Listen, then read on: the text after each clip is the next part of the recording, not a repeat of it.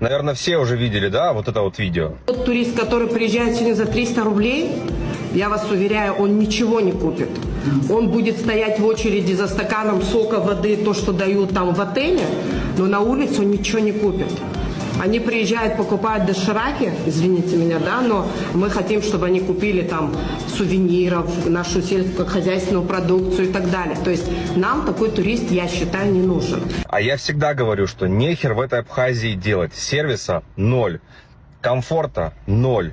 Люди ведут себя по-скотски. При этом бюджетным туристам, видите ли, нежелательно приезжать в Абхазию. Так у вас нет ничего, ни сервиса, ни услуги, ни комфорта, ничего.